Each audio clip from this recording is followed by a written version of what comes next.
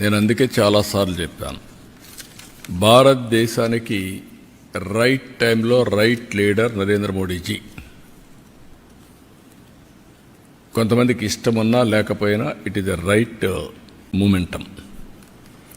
అలాంటి లీడర్షిప్ని ఇప్పుడు ఢిల్లీ కూడా ప్రజలు మళ్ళీ ఓట్లేసి గెలిపించారు. ఈ ప్రాసెస్ ఏంటని మన ప్రజలందరూ అర్థం చేసుకోవాల్సింది, కొంతమంది కరప్షన్లో ఇన్వాల్వ్ అవుతారు. ఆటోమేటిక్గా 5 ఏళ్లలో ఉన్నారు, కొంతమంది 10 ఏళ్లలో పోతున్నారు, కొంతమంది లాంగ్ టర్మ్లో కూడా ఉంటున్నారు, కానీ నష్టపోతున్నారు. కొంతమంది సంక్షేమం ఇస్తున్నామని బటన్ నొక్కడం, సంక్షేమ కార్యక్రమాలు ఇస్తున్నామని చెప్పి మాయమాటలు చెప్పడం, దెన్ కరప్షన్ చేయడం.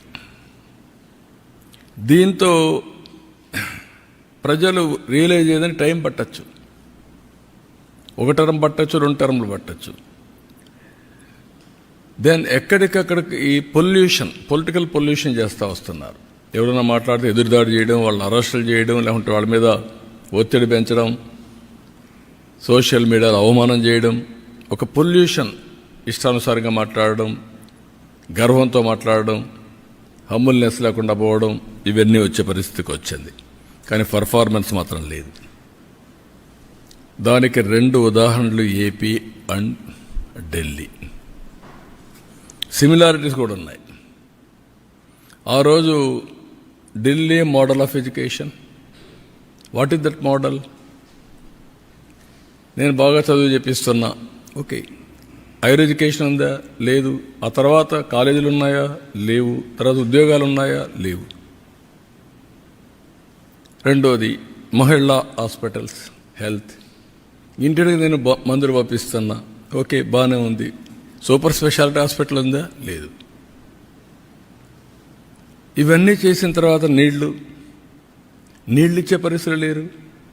డ్రైనేజ్, డ్రింకింగ్ వాటర్ కలిసిపోయే పరిస్థితి వచ్చింది. ఢిల్లీలో ఎక్కడ చూసినా డస్ట్ బేరకపోయి garbage, it is a city of garbage అయింది. మెయిన్ రోడ్లో ఎవరన్నా విఐపీస్ వస్తే, అంబాసిడర్స్ వస్తే, కంట్రీ హెడ్స్ వస్తే మెయిన్ రోడ్లో గార్బేజ్ ఉండే పరిస్థితికి వచ్చింది. ఏమన్నా టోటలీ పొల్యూషన్. ఏదైతే ఒక సీజన్లో ఢిల్లీలో pollution highest in the world, most polluted city ఏదైనా ఉందంటే ఢిల్లీ దానికి చిరునామా అనే పరిస్థితికి వచ్చాం. అందుకే నేను మొన్న ఎన్నికల్లో చెప్పాను, it is a total failure model. I'm not criticizing individuals, it is a failure model. Itself is a failed model. It cannot sustain, it cannot replicate, it cannot be continued. Continue అయ్యే కొందికి ఏమవుతుంది, ప్రజలకు bleeding అవుతుంది. ఇంకా ఒకప్పుడు మీరు చూస్తే best examples ఇక్కడ పంజాబ్, మనం గర్వంగా చెప్పుకున్నాడు.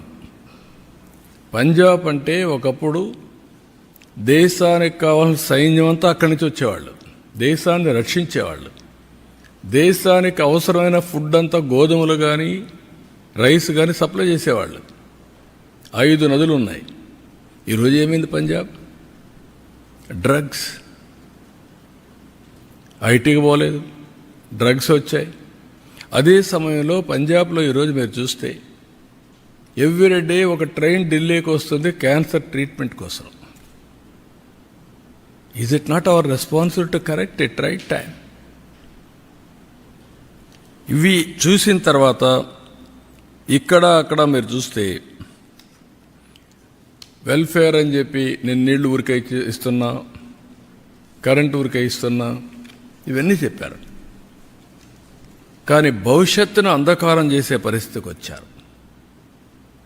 ఇక్కడ కూడా మన రాష్ట్రంలో మీరు చూస్తే అక్కడ కొద్ది టైం తీసుకున్నారు, కానీ మన రాష్ట్రంలో 5 ఏళ్లలోనే బటన్ నొక్కే కార్యక్రమానికి విసుగొచ్చే పరిస్థితికి వచ్చారు.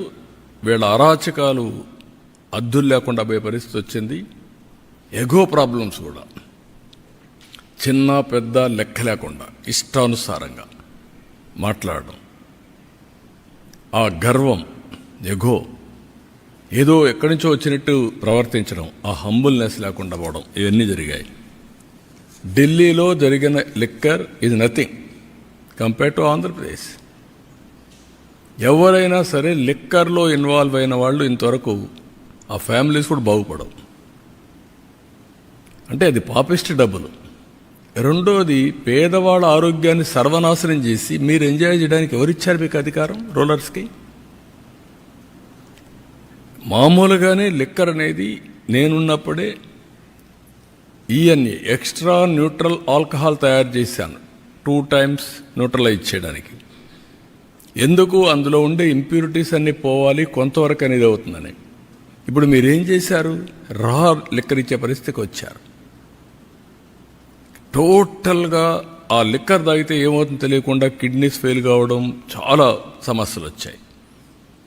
సిస్టాన్ని మొత్తం సర్వనాశనం చేశారు.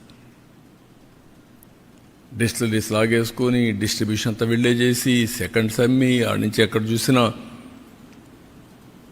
ఆన్లైన్ పేమెంట్స్ లేకుండా చేసే పరిస్థితికి వచ్చారు. ఇక్కడ మొన్న చూశారు మీరు ఋషికొండ దేవతలు అక్కడ ఇచ్చేశారు. మెడిటేషన్ చేసి అక్కడంతా నివసించిన ప్రదేశం మనం చెప్పుకుంటే ఆ ప్రదేశంలో పోయి ప్యాలెస్ కట్టుకోవాలని, ప్యాలెస్ కట్టి నేను బ్రహ్మాండమైన ప్యాలెస్లు కట్టానని చెప్పుకున్న పరిస్థితికి వచ్చారు. అక్కడ కూడా ఢిల్లీలో శేష్ మహల్ ఇదే మరిగా పెద్ద లగ్జూరియస్ ప్యాలెస్ కట్టారు. అక్కడ ప్యాలెస్ లేకపోలేదు, ఇక్కడ ప్యాలెస్ లేకపోలేదు. This is where public are very intelligent. ఇక్కడ మాట్లాడితే ఇప్పుడు కూడా మాట్లాడుతున్నారు. 10 లక్షల కోట్ల రూపాయలు అప్పులు చేసి మేమేదో ఇచ్చాం మీరు ఇవ్వలేదు అనే మాట్లాడే పరిస్థితికి వచ్చారు. ఎంఆర్ఓ ఆఫీసులు తాకట్టు పెట్టి లిక్కర్ని 25 ఏళ్ళు తాకట్టు పెట్టి డబ్బులు తీసుకొచ్చి ఇచ్చి మళ్ళా మీరు అవన్నీ మాట్లాడుతుంటే ప్రజలకు గుర్తుండవనుకుంటే ఇది చాలా పొరపాటిది. అందుకే ఇక్కడ కూడా బటన్ నొక్కే కార్యక్రమం సక్సెస్ కాలేదు. ఢిల్లీలో కూడా ఏవైతే ఫెయిల్డ్ మోడల్స్ ఉన్నాయో ఆ మోడల్స్ కూడా ప్రజలు ఆమోదయోగ్యం చెప్పలేదు. 27 yearsకి ఆ ప్రభుత్వాన్ని పంపించి చేసే పరిస్థితికి వచ్చారు. కానీ బాధ ఏంటంటే నేను ముందు ఒక డేటా మీకు చూపించాను. ఈ డేటా ప్రకారం ఏం జరిగింది అని చూస్తే యాస్పిరేషన్స్ ఆఫ్ పీపుల్ టోటల్గా ఆవిరైపోయినాయి. కోరుకున్నారు మాకు సంక్షేమం కావాలి, అభివృద్ధి కావాలి, ఉద్యోగాలు కావాలి అని కోరుకున్నారు. ఓటేసిన పాపానికి వీళ్ళు కాటేసే పరిస్థితికి వచ్చారు. వాళ్ళ భవిష్యత్తునే కాటేసే పరిస్థితికి వచ్చారు. ఇప్పుడు దాంతో ఏమైంది? ఈరోజు వీళ్ళందరి భవిష్యత్తు చూస్తే వాల్యూ ఆఫ్ టైం నిన్న రాదు, 1 సంవత్సరం టైం పోయినాక రాదు. విలువైన కాలాన్ని పోగొట్టుకున్నాం. దాన్ని రికవర్ చేయాలంటే ఇంకా చాలా సమయం పడుతుంది. విధ్వంసం చేయడం చాలా సులభం, దాన్ని నిర్మాణాత్మకంగా పనిచేయడం చాలా కష్టం. ప్రతి ఒక్కరూ మాట్లాడుతూ ఉంటారు, ఇవన్నీ ఎక్కడ అవుతాయి, మాకెందుకు ఇవన్నీ వస్తాయి. అలాంటివన్నీ చేసి మొత్తం ప్రజల అవకాశాలని పూర్తిగా సర్వనాశనం చేసే పరిస్థితికి వచ్చారు. నేను అందుకే మొన్న కూడా చెప్పా, సంపద సృష్టించలేని వ్యక్తులు, ప్రభుత్వానికి ఆదాయం పెంచలేని వ్యక్తులు సంక్షేమ కార్యక్రమాలతో, బటన్ నొక్కే కార్యక్రమంతో డిస్ట్రిబ్యూషన్ చేయడానికి వీళ్ళకి అధికారం లేదు. అది సస్టైనబుల్ మోడల్ కాదు. నేను చాలా ఫర్మ్గా చెప్తున్నా. You create wealth, you concentrate development, you spend money on welfare and empowerment కంటిన్యూగా చేయండి.